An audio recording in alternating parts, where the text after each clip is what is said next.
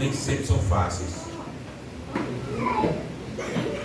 Muitas vezes nós somos surpreendidos e, em vez de ter belas palavras, a gente fica calado por causa da surpresa. E eu me alegro muito em estar aqui com os irmãos. Nem sempre a vida é fácil, mas há momentos lindos na presença de Deus. Aleluia. Esse é um. Amém? Amém. Eu quero congratular o grupo. E eu estava ali sentado atrás, que coincidência, 40 anos, não tem ninguém do passado. Nova geração, Deus transformou. Em 40 anos, passou geração e tem uma nova geração aqui. E vocês todos, cada um, desde o mais novo, creio que seja ele, não sei, até o mais, vou dizer idoso, né? O mais jovem. Eles hoje estão com a responsabilidade de tocar para frente, né? E como é bom ver que em 40 anos Deus não deixou que findasse, Deus deixou que renovasse. Amém? Então vocês são o renovo de Deus na terra, uma geração comprometida com o Evangelho. Estão de parabéns, jovens, porque não é fácil nos dias de hoje, jovens na igreja, porque o mundo aí tem tudo para dar. Droga, sexo, prostituição, promiscuidade, homossexualismo, lesbianismo, tudo que não presta, o mundo está aí para dar. Mas ter jovens na igreja é motivo de alegria, gozo e gratidão a Deus por esse fazer. Porque o querer e o fazer é de Deus. Amém? Que Deus nos abençoe. Vamos abrir no nosso tema, por favor. Qual foi o tema que foi escolhido? Quem lembra?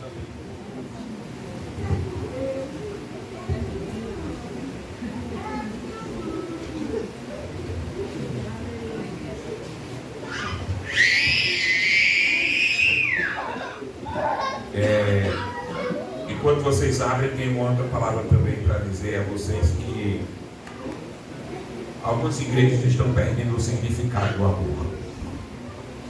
Nós estamos vivendo um tempo em que as igrejas elas estão muito seletivas, mas em relação assim ao que vai trazer benefícios, mas assim em relação também do que é mais vistoso, do que é mais bonito.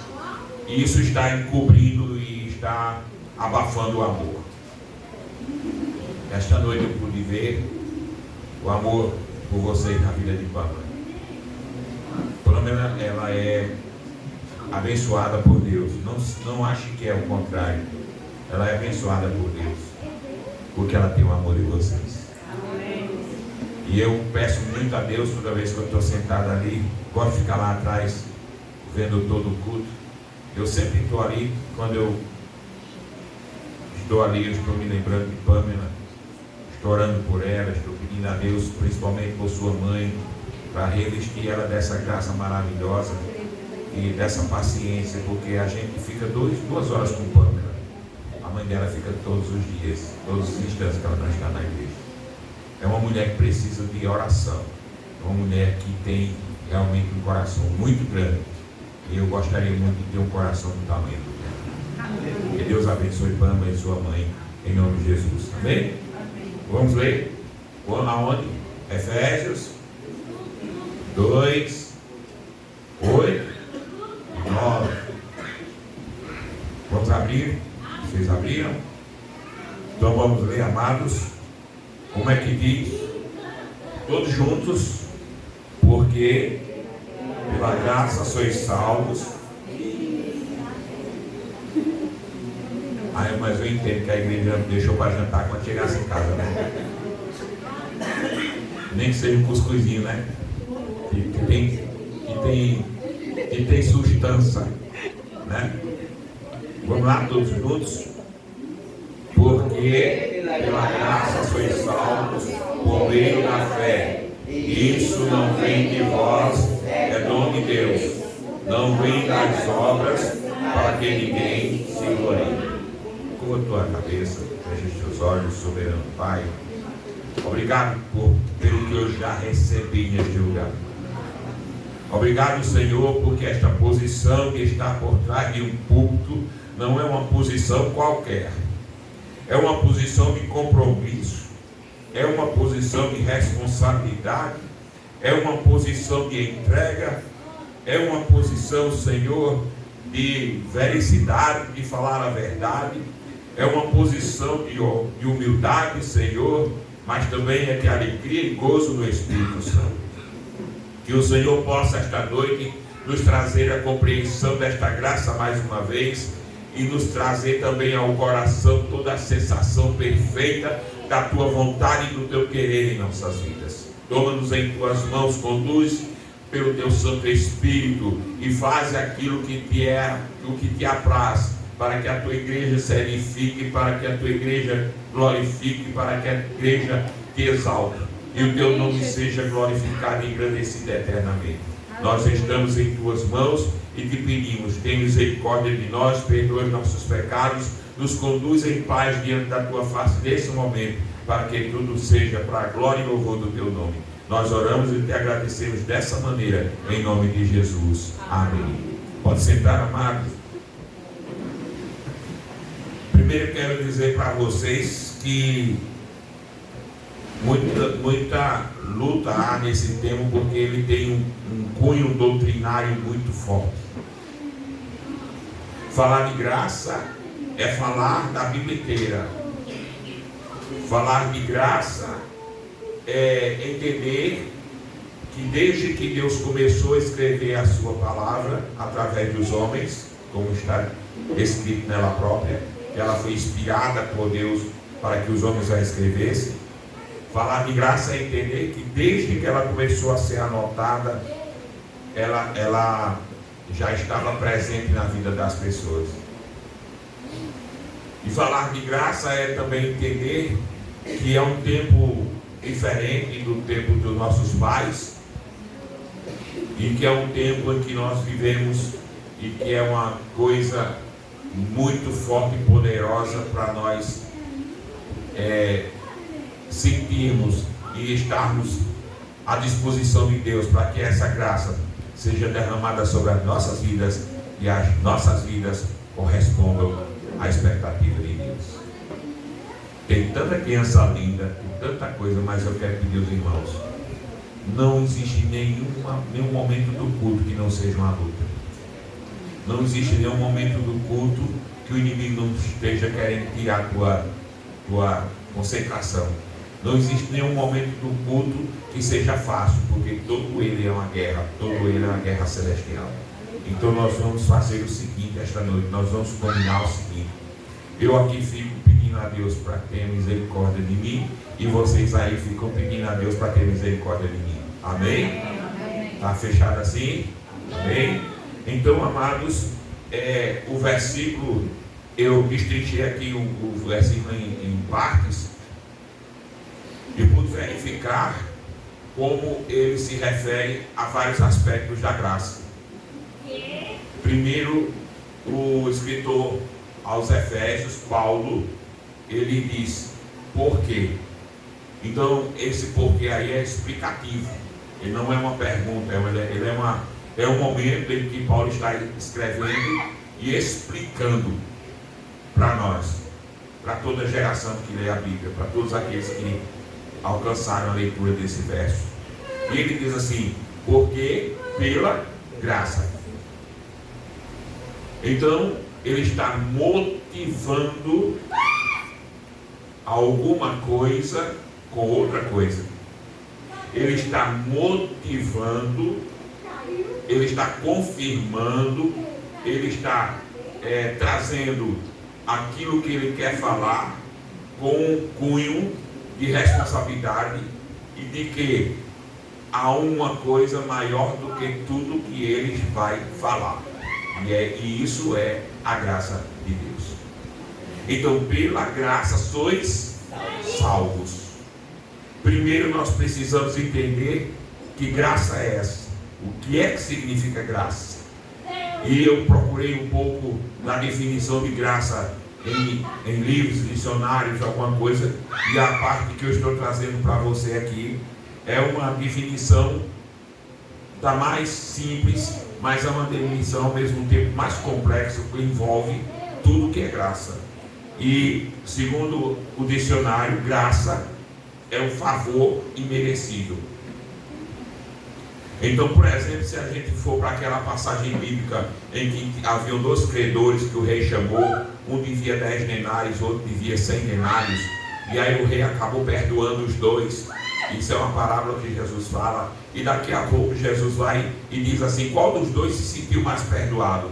E alguém disse assim: aquele que foi perdoado mais. Então, eles não mereciam, porque eles deviam,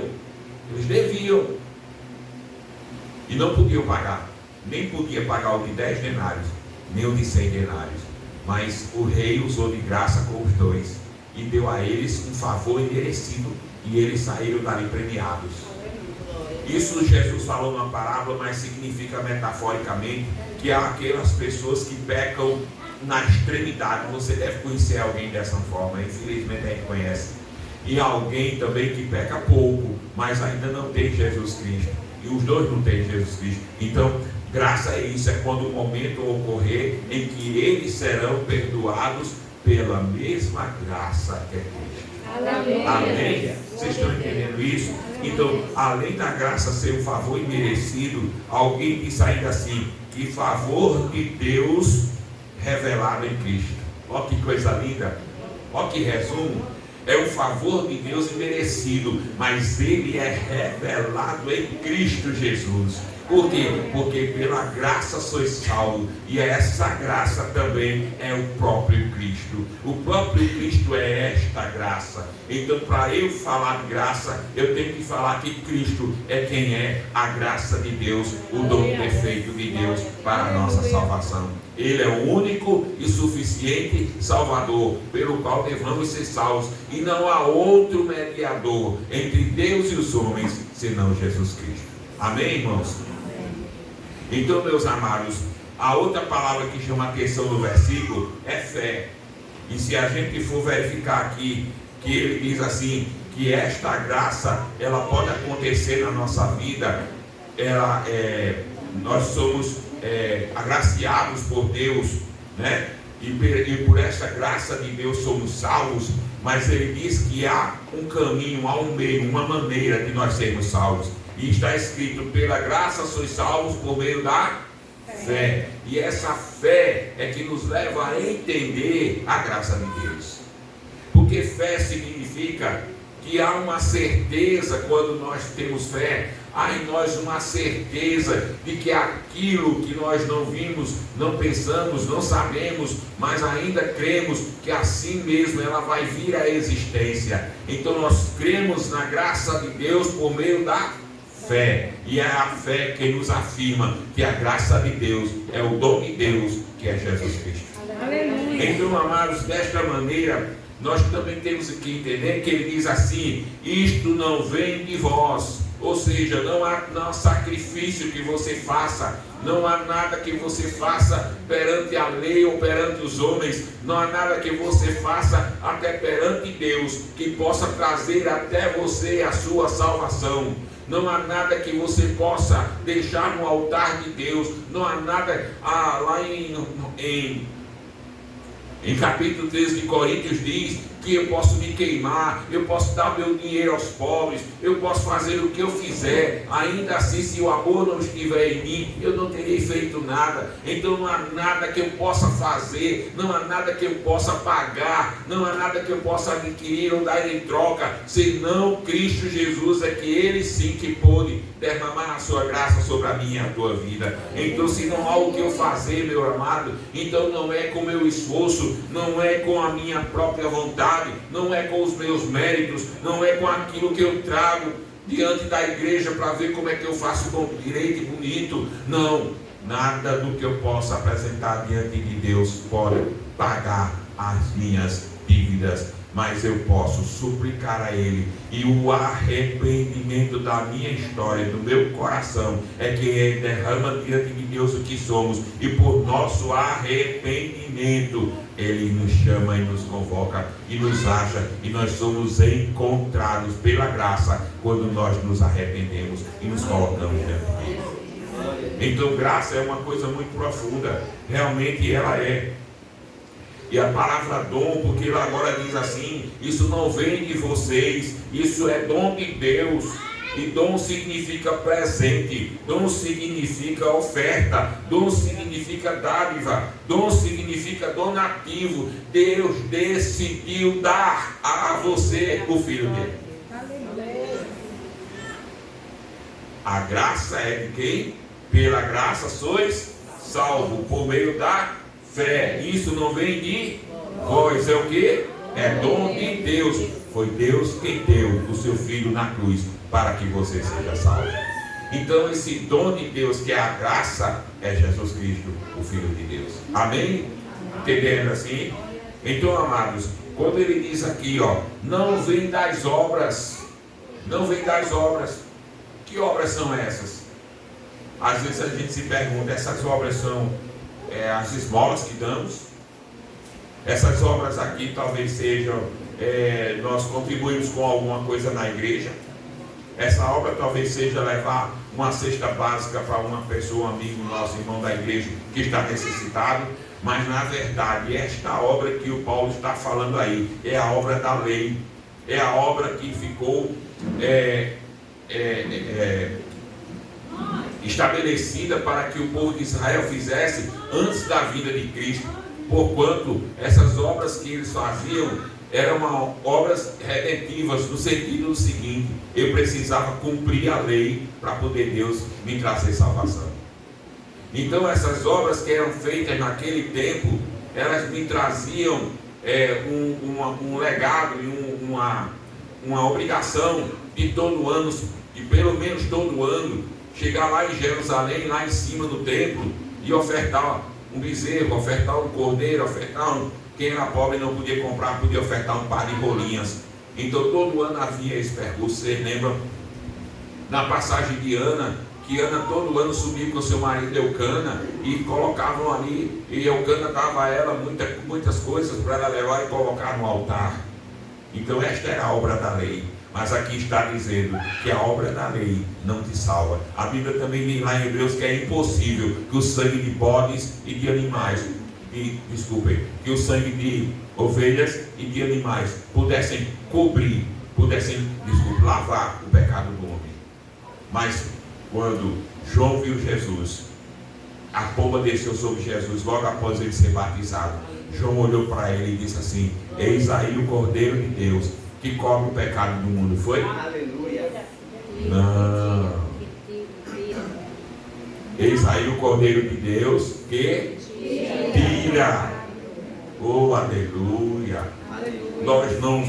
Os nossos pecados pela lei ficavam encobertos, mas os nossos pecados pela graça que Cristo, pelo sangue do Cordeiro derramado na cruz, nós somos lavados de nosso pecado e somos feitos novas criaturas. Que bênção é a graça de Deus. Amém, irmãos? E então o texto prossegue.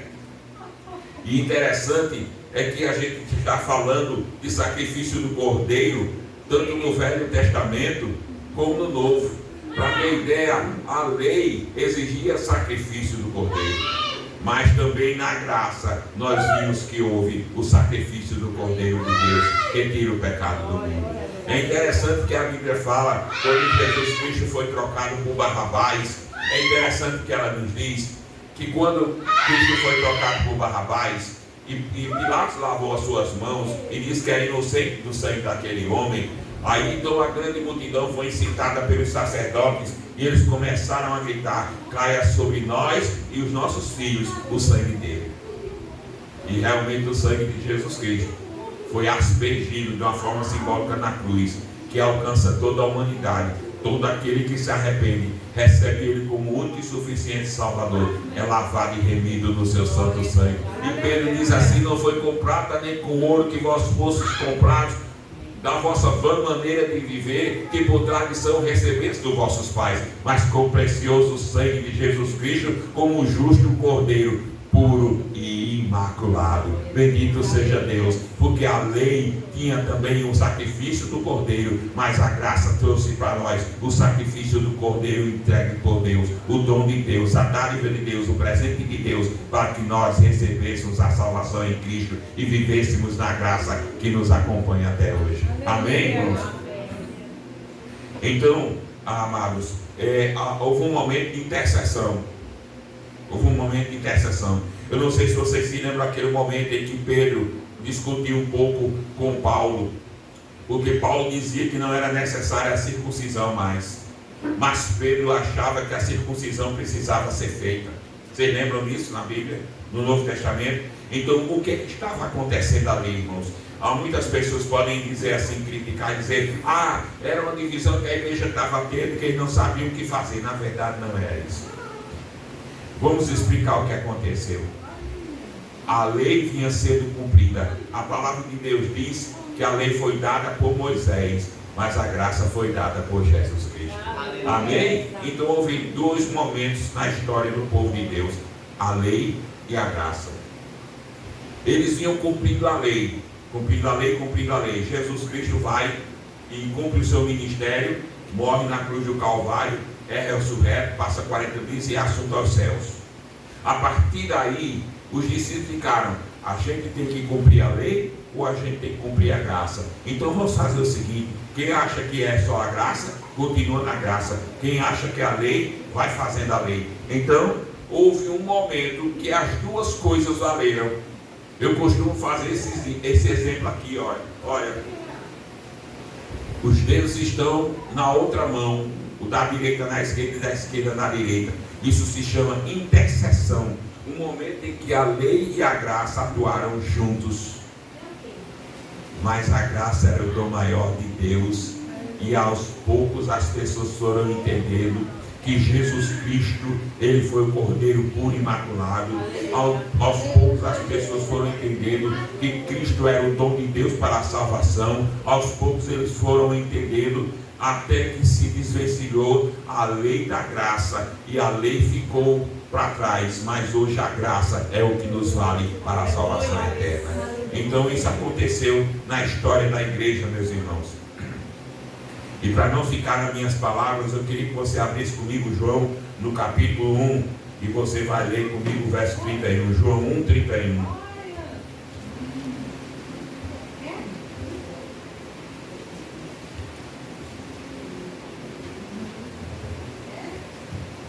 João 1, verso 31 diz assim: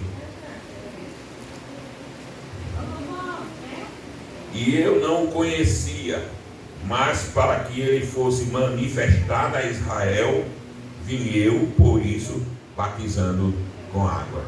Então João foi a transição que Deus levantou.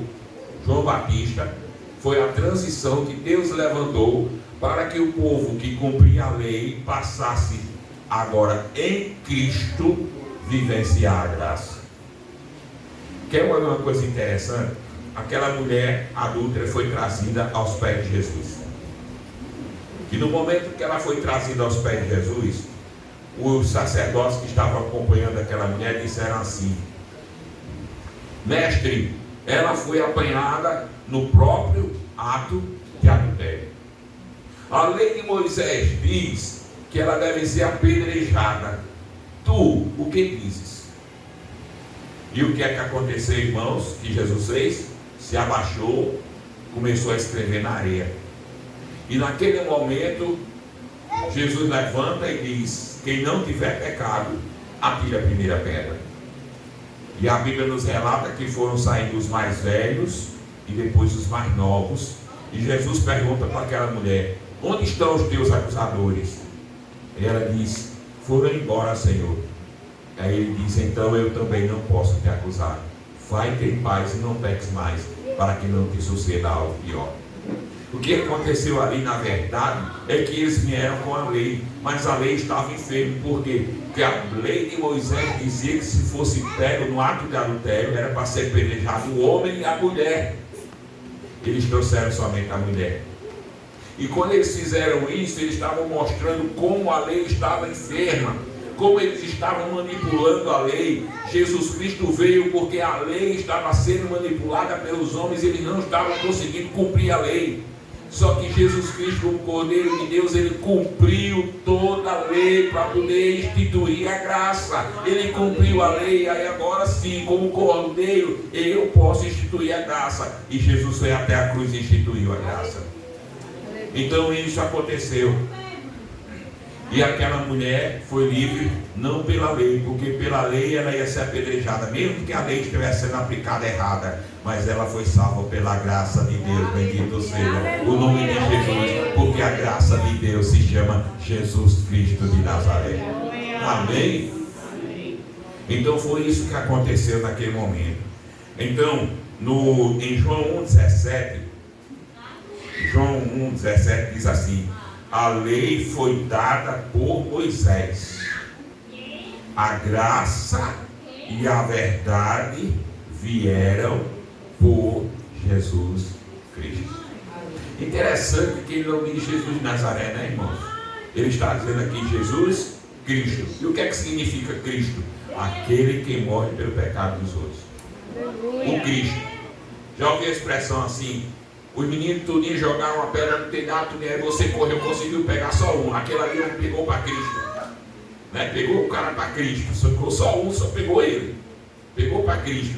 Por quê? Porque aquele que ia se sacrificar pelos outros. Então o termo Jesus Cristo está dizendo que aquele que se sacrificou por todos é o Jesus, o dom de Deus, a graça de Deus, o presente de Deus, para que nós fôssemos salvos através dele. Então, o texto, o subtema que eu recebi foi: nunca foi por nós, sempre foi ele. Então, amados, geralmente e especialmente hoje, nós precisamos entender que a graça nos é dada por Deus. Essa graça significa Cristo. Nós estamos aqui por causa da morte de Cristo, por causa do sangue de Cristo. Então não é por nós, pelo que éramos bonzinhos ou não éramos, porque nós éramos miseráveis, afastados do reino. Mas Deus, através do seu Filho, nos pregou o Evangelho. Houve arrependimento em nosso coração. Nós nos transformamos, porque aquele que está em Cristo, nova criatura é. As coisas velhas passaram, tudo se fez novo. E quando ele diz as coisas velhas, está dizendo a lei passou, mas a graça agora reside em você. A graça agora é Cristo e você está salvo em Cristo Jesus. Amém, irmão? Essas são as coisas velhas que passaram, o uso da lei. Mas Jesus também disse: eu não vim destruir a lei, eu vim cumprir a lei. Então Jesus Cristo, ele cumpriu a lei para poder estabelecer a graça. Sabe, quando Jesus se abaixou ali e começou a escrever na areia, é porque no Velho Testamento diz que se um marido suspeitasse que a mulher estava em adultério, ele tinha que levar aquela mulher até o sacerdote, no templo. E quando chegava no templo, o sacerdote ouvia aquela queixa do marido e ele pegava pó do chão do templo, colocaria num copo com água e dava para a mulher beber. E se a mulher bebesse aquele copo com areia do templo e tivesse pecado, as carnes das coxas dela se descaíam. Devia ser um efeito muito feio, uma mulher nova com as coxas tudo arriadas. Era o que acontecia. Mas esse negócio o sacerdote escrevia no livro. Então, quando Jesus Cristo estava no templo, que aquela mulher foi apresentada a ele no templo, quando ele se abaixa, ele deve ter escrevido na areia: adultério. Vocês estão entendendo? Para cumprir. É claro que a lei era de uma forma evidente, Jesus Cristo fazia de uma forma metafórica, mas toda a lei aponta para Cristo. Toda a lei fala da vinda do Messias, toda a lei fala da vinda do prometido. E quando a lei falava tudo sobre Deus, que apontava para o Messias, estava apontando para Cristo Jesus. Então a lei, ela foi aio para que Deus pudesse enviar seu Filho, para que no momento certo Cristo, vindo até a terra, morrendo na cruz, pudesse trazer graça e salvação para nós, no nome de Jesus. Aleluia. É muito assim complicado falar nesse tempo, porque é muito profundo. Isso é muito profundo. Então, meus amados, o escritor, ele disse a seguinte frase: A graça é apresentada como favor de Deus. Eu vou repetir. A graça é apresentada como favor de Deus, concedido ao ser humano, sem que ele possa conquistá-la por mérito próprio. Em vez de depender do cumprimento perfeito da lei, a salvação é descrita como um dom oferecido por Deus. Eu quero dizer para você que Deus olhou para você. Diga aí a pessoa que está ao seu lado: Deus olhou para você. E o que foi que ele viu, hein? O que foi que ele viu? A Bíblia diz que nós somos como trapos de imundícia. A Bíblia diz que nosso coração é perverso e não há ninguém que conheça o coração. A Bíblia diz que nós somos ou éramos pessoas completamente afastadas de Deus. Nós dizíamos que tinha Deus e fazíamos tudo ao contrário do que Deus gostaria que fizéssemos. Tudo isso aconteceu conosco, mas Deus olhou para nós. Aleluia. Deus olhou para nós. Eu posso dizer a você com segurança que a graça começou lá no Éden. Quando Adão e Eva pecaram, Deus tinha todo o poder e autoridade para destruí-los. Mas Deus, em vez de destruí-los, escolheu amá-los. Essa é a grande diferença. Embora que para os anjos caídos não houvesse perdão, embora que para os anjos caídos não tivesse mais nenhuma chance, Deus olhou para mim e para você e resolveu nos dar uma chance. Quando lá no Éden, o próprio Deus fez 2 túnicas de pele de animais, vestiu Adão e Eva com elas. Ali já estava declarando Deus a sua intenção de trazer um sacrifício de sangue, chama-se sacrifício cruento, para que o ser humano fosse salvo. A graça foi anunciada lá no Éden, mas Cristo na cruz cumpriu a graça, e hoje eu e você estamos aqui salvos pela graça de Deus, o dom perfeito de Deus, Jesus Cristo, o justo. Aleluia. Amém, irmãos? Amém. Deus já tinha olhado para você antes de você nascer. Salmo 139 diz que ele viu você ainda no ventre, quando você ainda não tinha forma. Você era uma melengazinha, você era um negócio mole, você era uma coisinha tipo um óvulo que não tinha nome ainda, não tinha sexo, não tinha cabelo, não tinha unha, não tinha ossos, mas o Senhor te viu, o Senhor te olhou e sabe quem você é. Ele derramou na cruz do Calvário o seu sangue, porque ele sabia que o seu sangue cobriria você, não lavaria você dos seus pecados. Aleluia. Deus olhou para você há muito tempo atrás, irmão. Há muito tempo atrás. Quando o pastor disse 40 anos e nós chegamos aqui, não foi pelo mérito humano, não foi pela capacidade humana, não foi pela influência humana de nomes de pessoas, mas foi especialmente pela graça de Cristo. Aleluia. Como é bom reconhecer a graça. Quando a gente reconhece a graça, a gente reconhece que nós não somos merecedores. Quando a gente reconhece a graça, a gente está reconhecendo que foi Deus quem fez essa obra na cruz. Quando a gente reconhece a graça, a gente está entendendo, está absorvendo, está vivendo uma graça que ela não foi fabricada, que ela não foi somente inventada, mas uma graça que foi pago o preço na cruz para que eu e você pudéssemos recebê-la e estarmos vivendo diante dela e por ela. Bendito seja o nome do Senhor. Amém? Deixa eu olhar aqui um pouquinho que está complicando. Louvado seja Deus.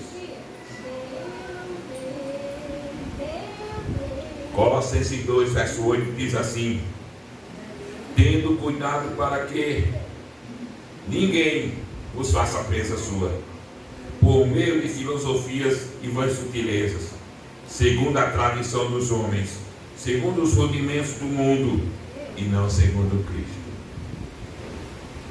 O que é que está acontecendo aqui? Havia uns homens que estavam querendo dizer não, a lei é mais forte do que a graça. Havia homens que estavam dizendo aqui fábulas, estavam inventando, estavam trazendo coisas falsas para o povo de Israel desacreditar da graça.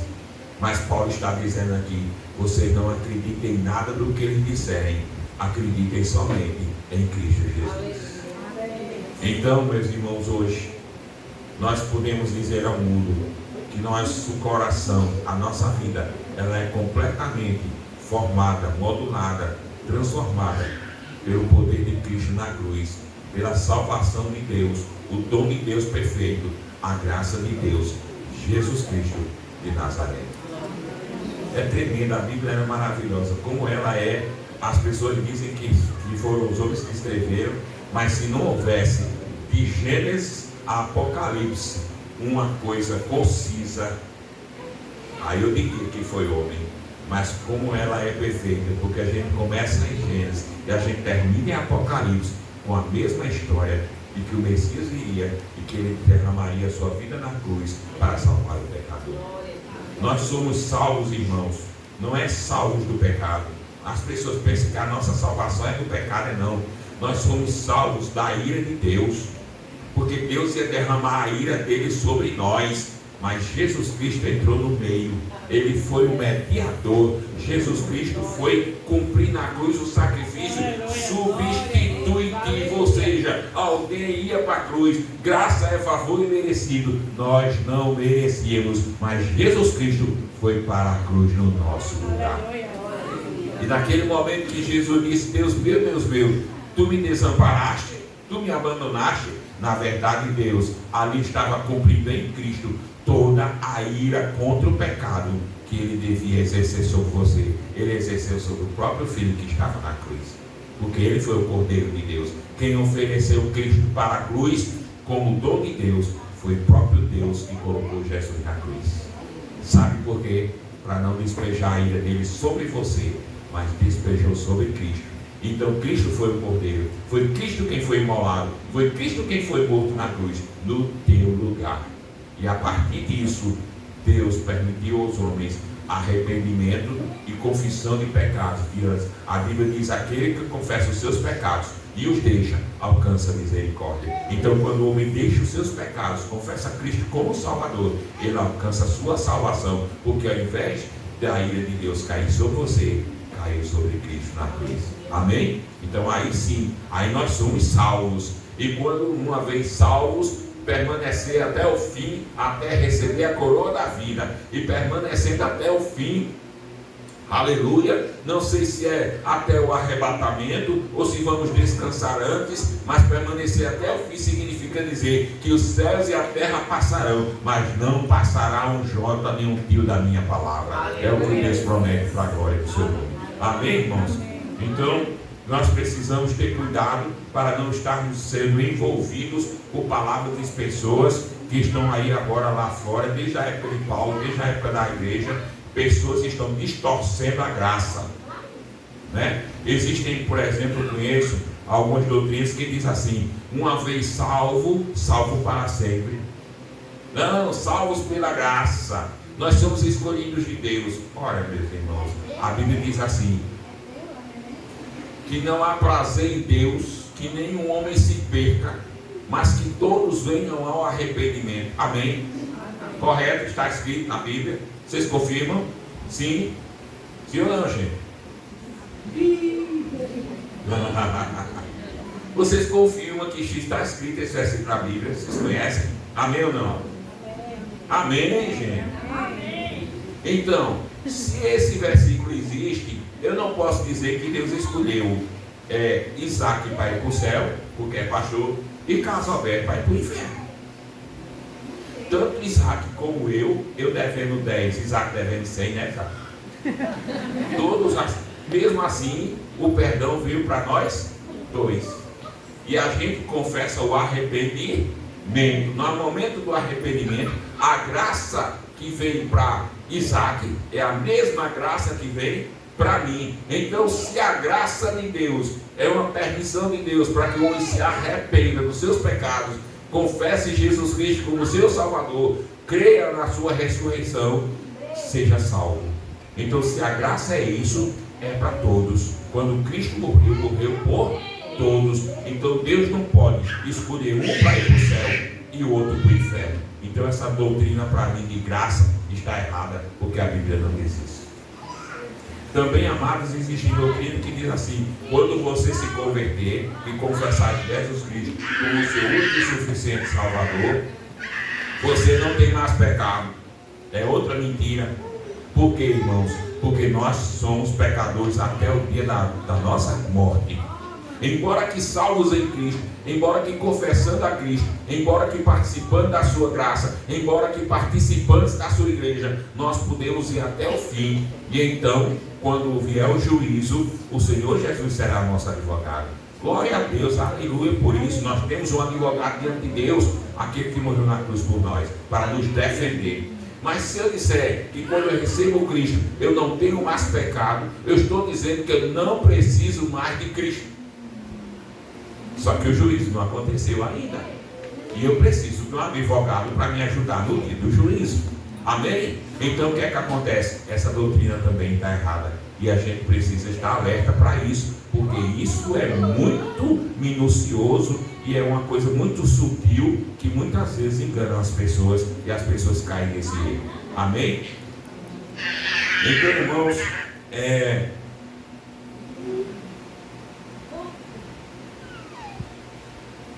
vou pular.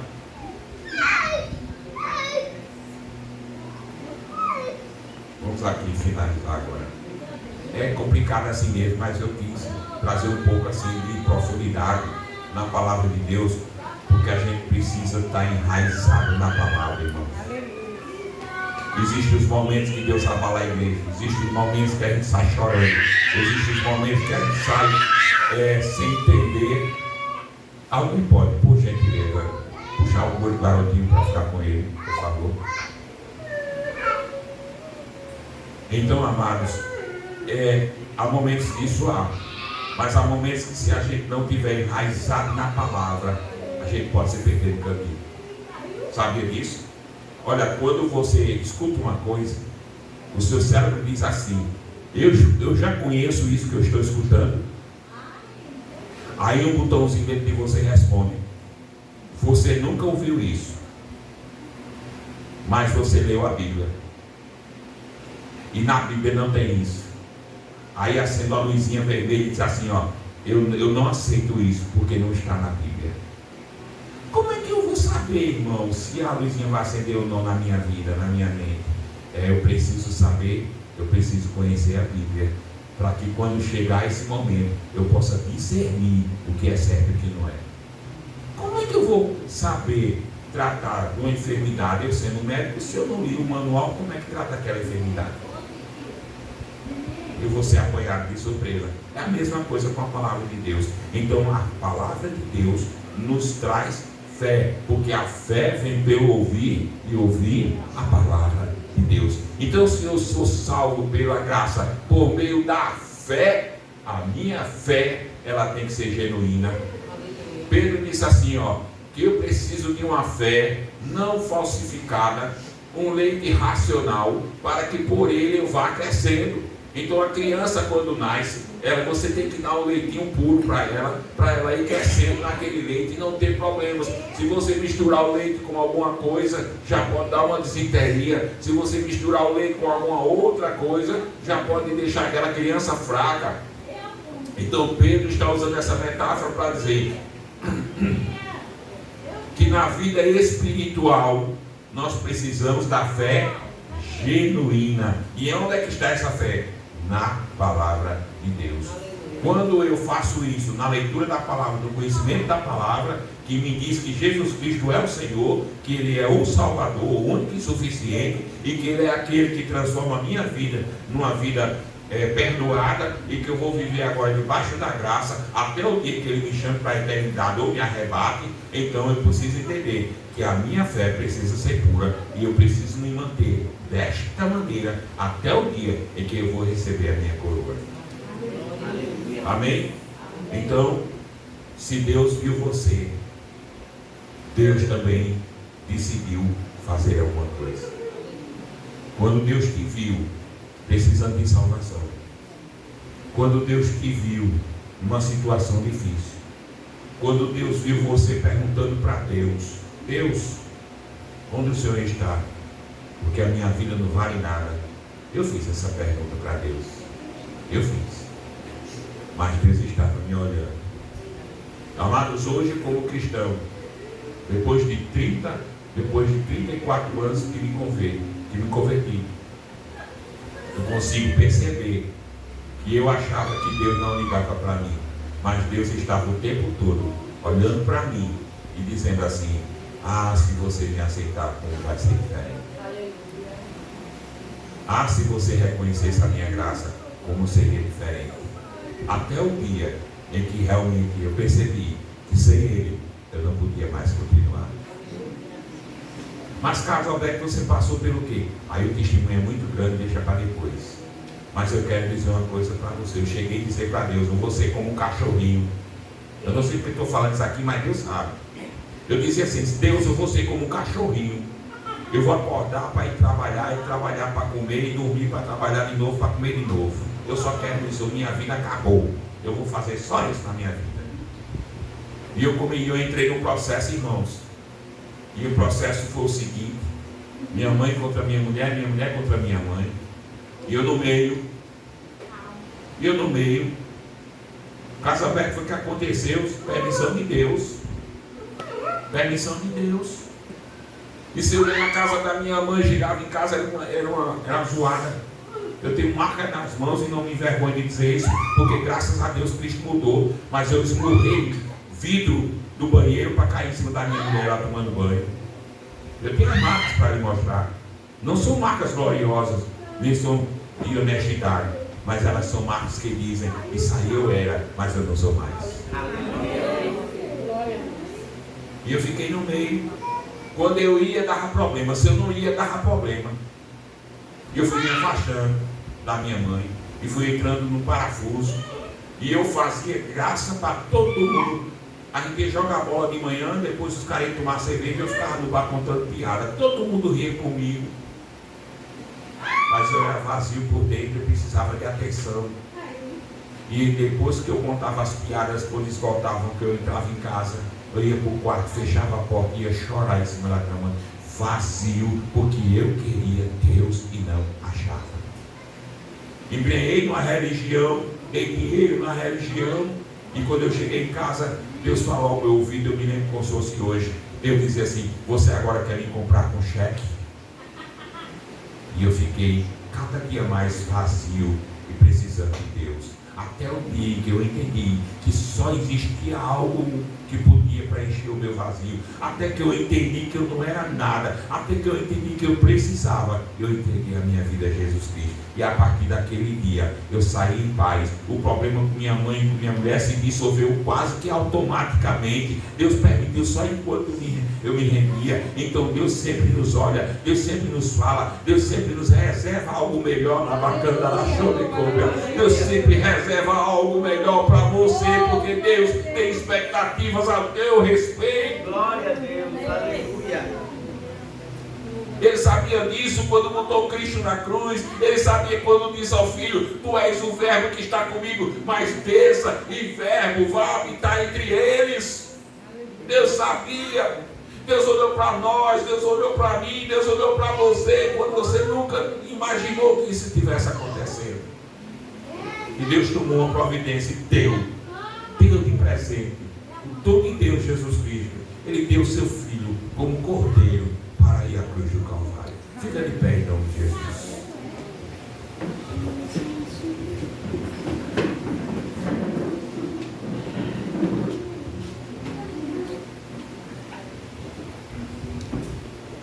Tem muita gente que ainda acha que viver na igreja é só ajudar na igreja, é só fazer o que a igreja vai dizendo. Isso é religioso. Houve um homem que foi visitar Jesus Cristo e como ele era famoso, como ele era importante na cidade, ele foi de noite. E quando ele entrou para falar com Jesus Cristo, ele disse assim: mestre, bem sabemos que tu és o Filho de Deus, porque ninguém pode fazer os sinais que tu fazes se não for filho de Deus. E Jesus olhou para ele e disse: olha, Nicodemos, você precisa nascer de novo. Como posso eu, mestre, voltar ao passado, virar novamente uma criança e ir para o ventre da minha mãe para nascer de novo? Olha, Nicodemos, se eu estou falando das coisas mais simples, você não está entendendo, imagine das espirituais. Tu és mestre de Israel, mas tu precisas entender. Então aquele homem era muito religioso. Muito religioso. Ele vivia na igreja sob qualquer suspeita. Ninguém podia dizer nada dele, porque tudo ele fazia direitinho. Mas ele ainda não tinha nascido de novo. E eu descobri, irmãos, fazendo trazendo um estudo para vocês sobre essa palavra da graça. Eu descobri, meus irmãos, que o religioso não sabe o que é a graça. Ele não tem ideia da dimensão que a graça atinge a sua vida. O religioso está ali só por estar. Mas aquele que tem a graça na sua vida, que nasceu de novo, sabe que o seu Redentor vive e por fim se levantará no seu lugar. Aquele que nasceu de novo sabe no seu coração, no seu íntimo, no seu espírito, na sua alma, que Jesus Cristo é o Senhor e que Ele é o Cordeiro que morreu no seu lugar para a salvação da sua alma. A pessoa que nasceu de novo reconhece as Escrituras como puras e verdadeiras. A pessoa que nasceu de novo, ela se emprenha no conhecimento da palavra de Deus. Aquele que nasceu de novo sabe que as práticas que ele fazia antes são práticas que injuriam ao nome de Deus. Mas o que nasceu de novo também sabe que as novas práticas da sua vida diante de Deus exaltam e glorificam o nome do Senhor. Aleluia. Então a graça é um dom de Deus. Ela não vem das obras para que ninguém se glorie, mas ela é um presente de Deus. E esse presente é Jesus Cristo. Aleluia. Curva sua cabeça mais uma vez, feche os seus olhos. Pai eterno e santo Deus todo-poderoso, Criador dos céus e da terra, que nos viu informes no ventre da nossa mãe, nos viu nascer, crescer e viver, e que teve por nós compaixão, amor, ternura, graça, misericórdia, e nos trouxe a salvação em Cristo. E agora nós estamos aqui festejando a tua graça.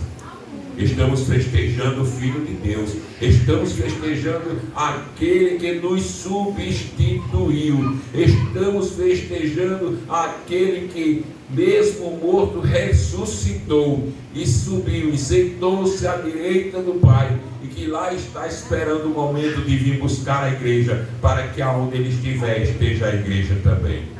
Nós celebramos a Deus por 40 anos, Pai querido, gerações renovadas, mas que estão aqui de pé, e não foi por causa do homem, foi por causa da tua graça. Aleluia. Nós festejamos a igreja doutrina primitiva como uma igreja que cuida da palavra para que teu nome seja engrandecido. Esse congresso foi feito não para a glória do homem, mas para que o teu nome seja exaltado e engrandecido em todo lugar aonde o evangelho for pronunciado. Toda glória, louvor e honra te pertencem. Seja com teu povo, seja com teus líderes, seja com o pastor Geraldo Máximo, seja com Isaac, seja com Tony, ou com todos aqueles que estão adiante do povo para conduzi-lo. Inspira-os na tua palavra, cobre-os com teu sangue, leva a eles o gozo no coração deles pela tua graça. Nós rogamos isso e te agradecemos por tudo, em nome de Jesus. Amém.